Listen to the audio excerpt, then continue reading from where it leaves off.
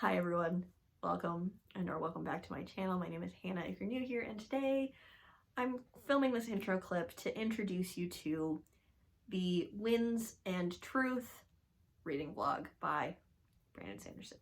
I am going to be reading the almost 1,400 page book, Wind and Truth, which is the 5th book in the Stormlight Archive, and I'm going to take you along for the journey. I am going to try my hardest not to spoil anything with this book, but I get so excited that sometimes something slips out and I don't even realize it's a spoiler.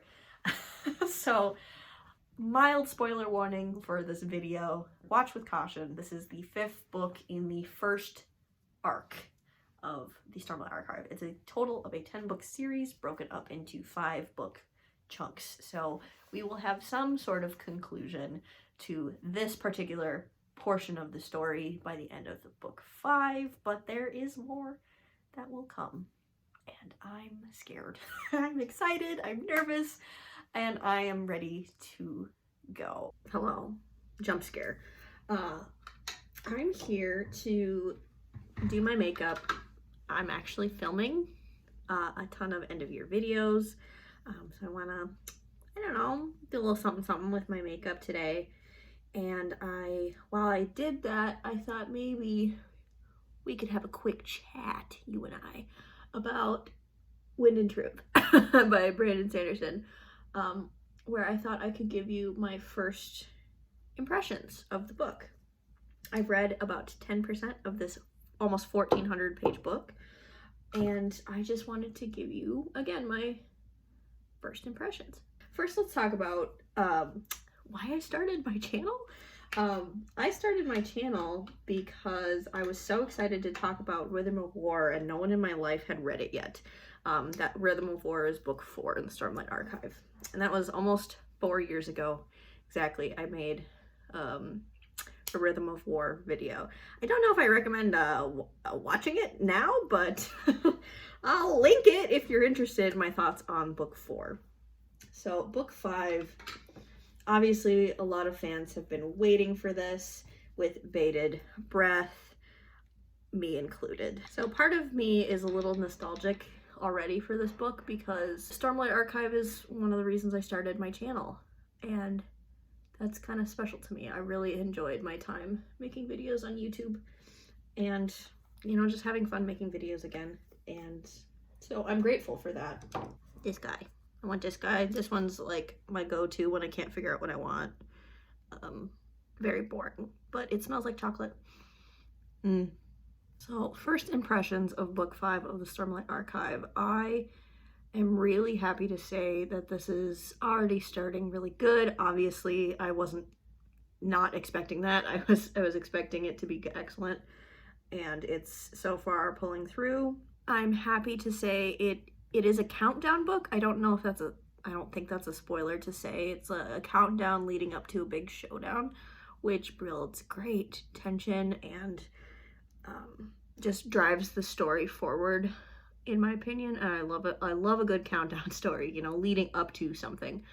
And so the book is structured, you know, day 1, day 2, day 3, and there's 10 days until the final showdown. That's going to happen, and so that's really exciting, and I'm liking the structure of that. The one thing I will say is it's been really nice to see 2 of my favorite characters happy, even temporarily.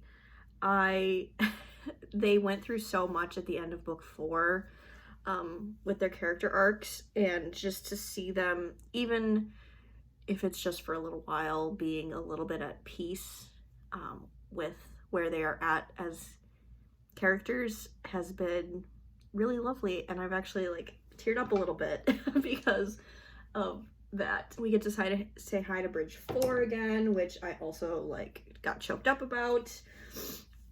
There was a mention of a character from Mistborn, and that particular character also makes me tear up, so I was just like sniffling the first 10%. Not because anything bad happens, but because of everything coming together, the characters talking to each other and supporting each other. it's been really beautiful. One really cool thing I found is one character was using magic from not one, not two, not three, but 4 different magic systems. I believe it was 4 different magic systems around the Cosmere, which is so cool. When I realized what was happening, I kind of freaked out a little bit because I've read all of the Cosmere novels and was, obviously freaking out because this one character was using magic 4 different ways. And so that was so cool to see. Overall, having a great time. I'm actually reading it slowly. It's a 62-hour audiobook, and I'm reading it at 1.5 speed. And so the overall audiobook time at 1.5 speed is like 41 hours. And I've listened to a couple. So I still have like 38 or 37 hours to read, but taking it slow for sure. I want to savor this one. I read Rhythm of War so fast and I kind of regretted it. So I'm happy to be taking this one a little bit slower.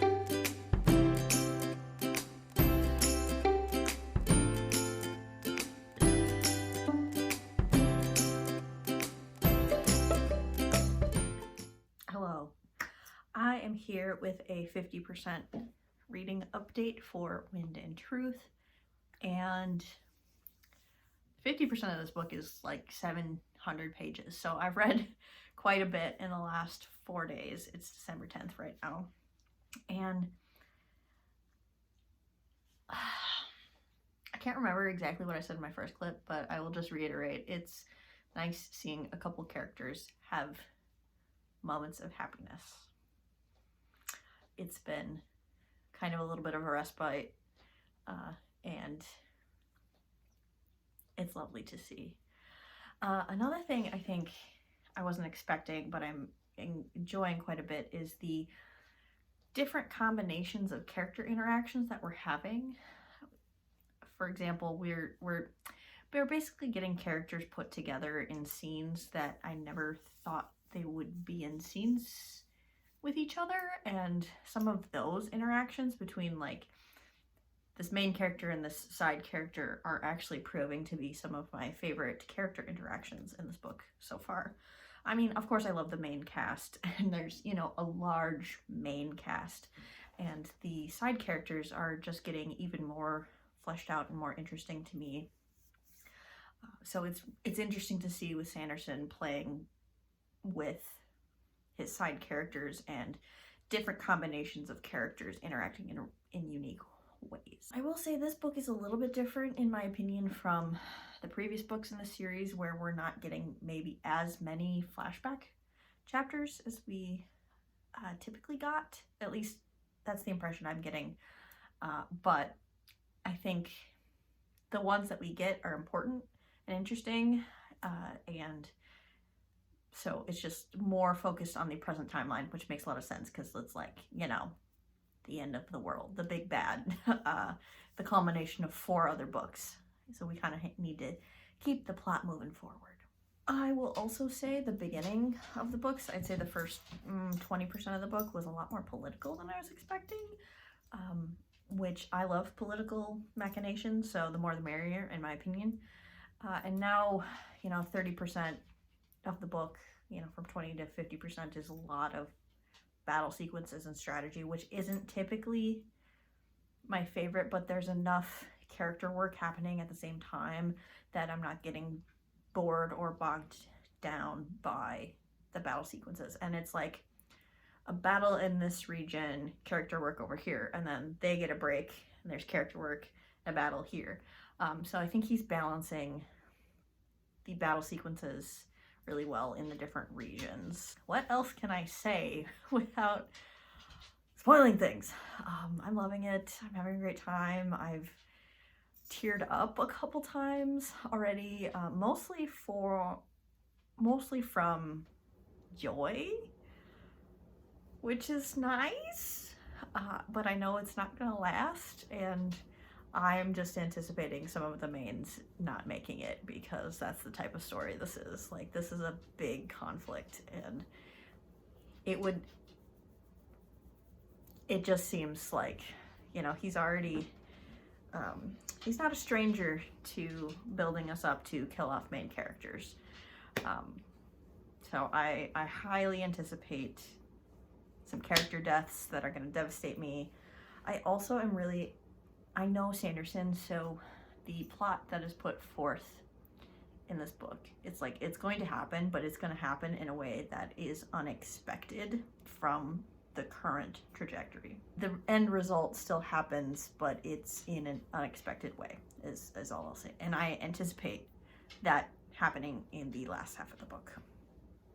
So I think those are like my overarching, I think those are all my overarching thoughts and opinions about the first half that aren't talking about any characters or specific plot points. So I'm trying really hard not to spoil y'all, but I'm loving it, having a great time. It's gonna wreck me.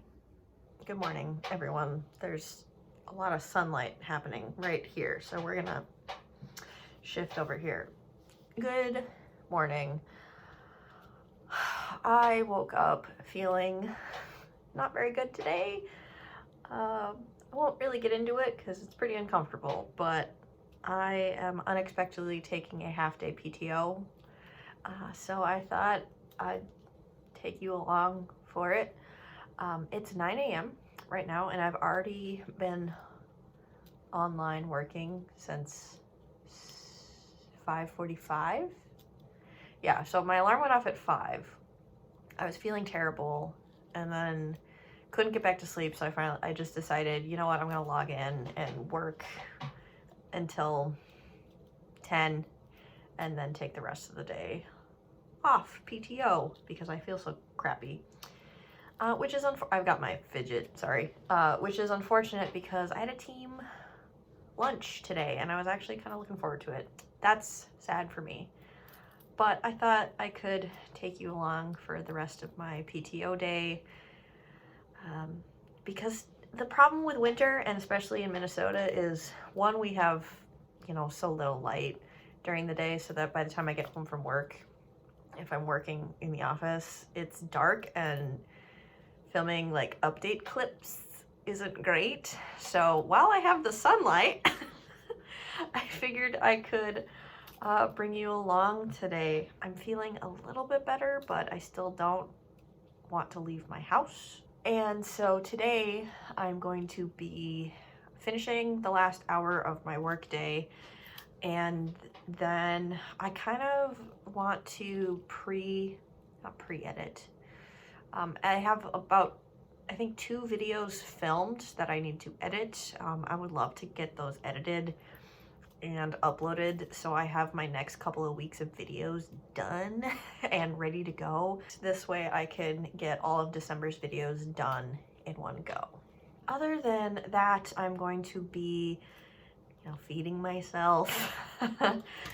I've got my breakfast smoothie. I will read more Stormlight, of course, and maybe take a bath. I've been really into baths lately, as I always am in the winter.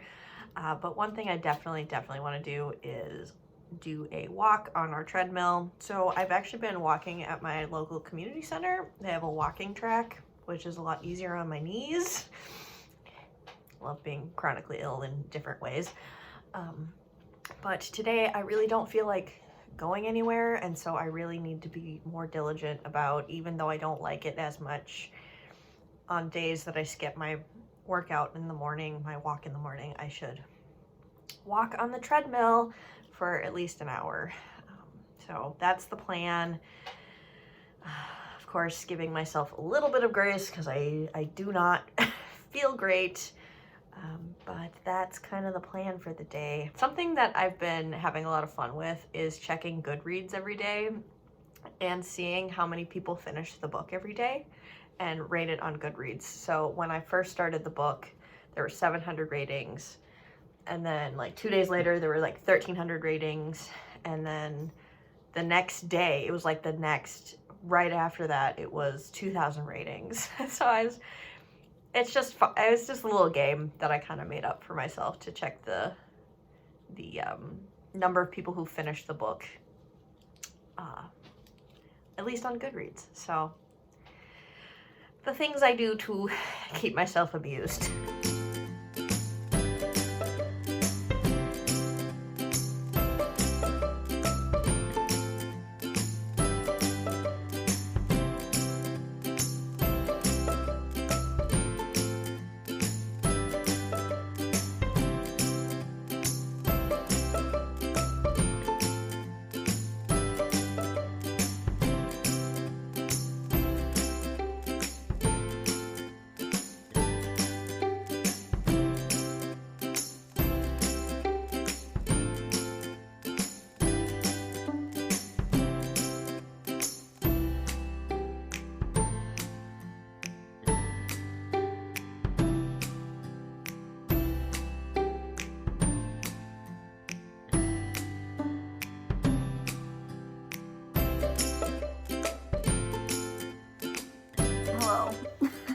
Mixing up my camera angles today for this video, and I just wanted to give you all a 70% reading update because I figured where the climax is starting to approach, so I thought I'd let you know my final thoughts before the climax happens, because you know the climax is going to be like 200 pages 300 pages of content, and I'm worried. Dalinar's having a moment right now. I'm still really enjoying it from the 50% mark. It's really complicated, and I'm really enjoying the complexity. We got the little girl here too. She's also telling you how she feels.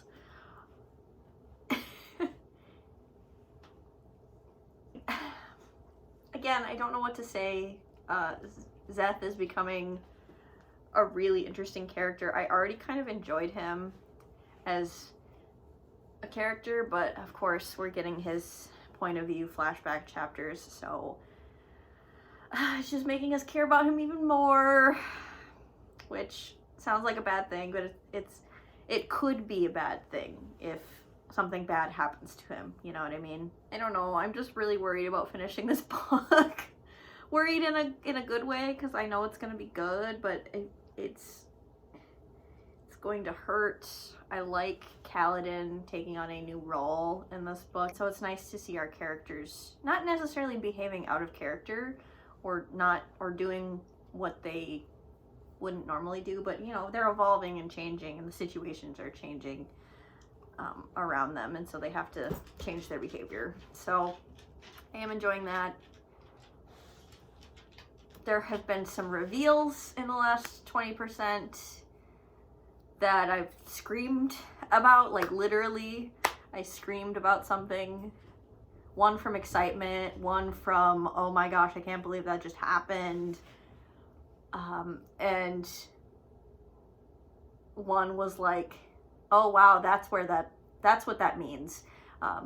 Kind of a realization moment. So some good twists even up until the end, or as we're approaching the end. Got some good reveals.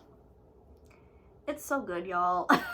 It's so good, and I'm so happy I read more Cosmere books because there's a lot of overlap happening right now, and so it's kind of fun to understand the references essentially, and get what I and to get everything out of those reveals that I think Sanderson is intending. So now we're approaching the end.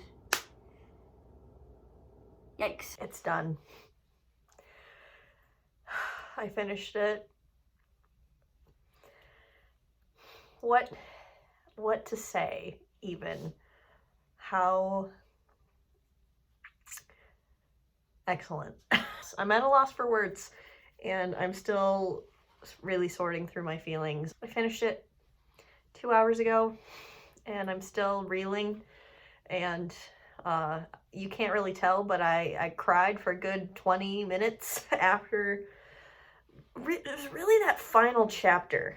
That final chapter, you know, I was feeling good, overall satisfied with the ending. There were some triumphant moments and some devastating moments, kind of the blend of those two things, I guess.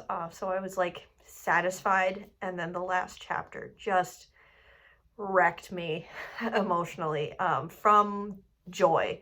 Honestly, it was just such a beautiful, I'm getting emotional. Oh, it was just so beautiful. It was beautiful, the final chapter. It was really powerful. What to say about the last 30%? There were so many ups and downs. The villain is so conniving, and he outsmarted so many people at different points, and it really looked like the good guys weren't going to win. The one thing I will say is I had predicted that between books 5 and 6, there would be a very large time jump. And after finishing book 5, I don't think that's going to be the case. So I'm wondering who of our main cast will be main characters in books 6 through 10. Because where it left off, I think the second half of the plot, you know, arc 2 is going to pick up pretty quick after arc 1. At least that's my prediction, because that was really unexpected for me. And I don't know if that's true or not, but that's just kind of the impression I got. It really seems like we're just gonna keep going with some of these characters, which is nice. I would have missed a lot of these characters, even though I felt really good about a lot of these character arcs and character conclusions. Seeing some of them, hopefully, in continuing installments will be great too. I don't really know what to do with myself right now. Like, it was so good. I'm kind of at a loss for like how to move on from that and to move on with my day and to read something else. When I finished book 4 of the Stormlight Archive, when that first came out, I wanted to go back to the beginning and reread right away. I was like so enthralled. And you always pick up more on a reread, in my opinion. After you get more information, you go back, you reread, and you're like, ah, yes, I see. That's just kind of how Sanderson writes his books. But I finished book 5 here, and I'm like, I think I'm still a little too raw to go back and reread. I think I need time for my heart to heal before I go back into this world and reread these characters. I think I will be rereading this series probably over and over again. It's stupendous. You know, you probably didn't even need me to tell you that. You probably already know. And for those interested, it is December 15th. And this book came out on the 6th. So it's been about 9 days since it came out. And there are now 5,000 ratings on Goodreads. So that's kind of fun. And it has like a 4.79 average star rating. One thing I will say, I was kind of feeling 4-star vibes for like this long.